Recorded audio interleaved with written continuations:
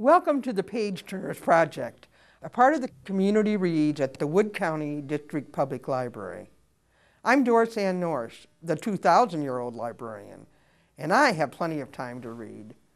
Though I read in many different areas, mysteries have always been my favorite genre, though I prefer the British term crime fiction. One of the top writers today is Laura Lippman. A journalist at the Baltimore Sun for years, her Tess Monahan series centers around a redundant journalist turned private eye.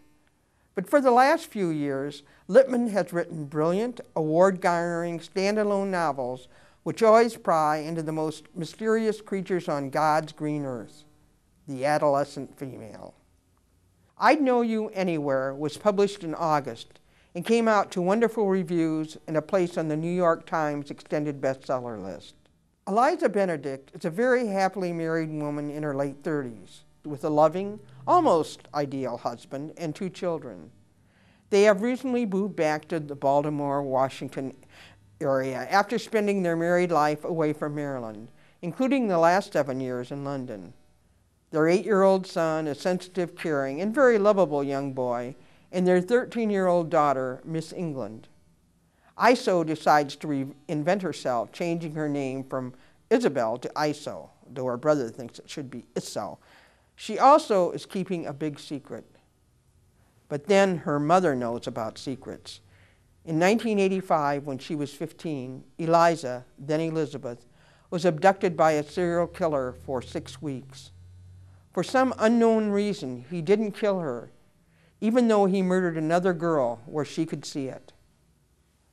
Once she was released, there was a torrent of publicity. Her psychiatrist moved to a faraway neighborhood so she could go to a different school and shortened her name from Elizabeth to Eliza. This change brought some resentment from her older sister on her way to college, but always the star of the family over her gawky, shy younger sibling. There was also a rather scurrilous book written by a sleazy journalist who strongly hinted that Elizabeth was Walter Boatman's girlfriend and accomplice.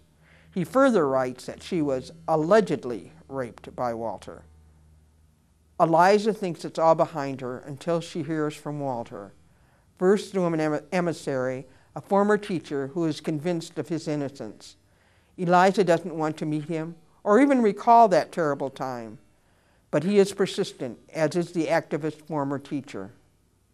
But Eliza wants to know why he let her go. She knows from talking to him all those weeks that he killed more girls than he has been charged with. As a mother, she knows that it would be a blessing to other parents to know the truth about what happened to their young daughters. And it may be her last chance. Walter is on Virginia's death row for the 3rd time. He won a stay of execution the first 2 times. The state boundary lines are iffy in the rural areas where he committed his crime.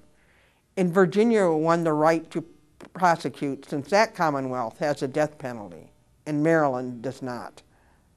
The journalist, now a popular and sensational blogger, wants her real story, and the mother of the girl who was killed near Eliza's presence blames Eliza for her young daughter's death.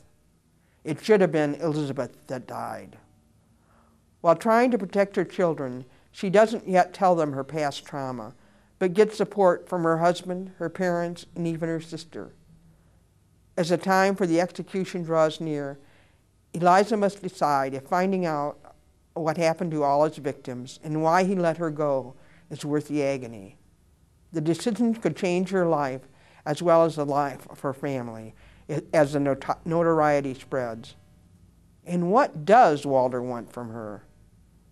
A brilliant and moving story of how our past can affect our lives and the lives of those we love, and even those we despise and fear. Lippman is an accurate observer who can delve into and illuminate the human psyche that we hide even from ourselves. If you read I'd Know You Anywhere, I think you will find yourself searching for the author's other books. I'm Doris Norris, encourage you to read for pleasure often. For more suggestions, be sure to visit the Page Turners submission on the Wood County Public Library's Facebook page. Thank you.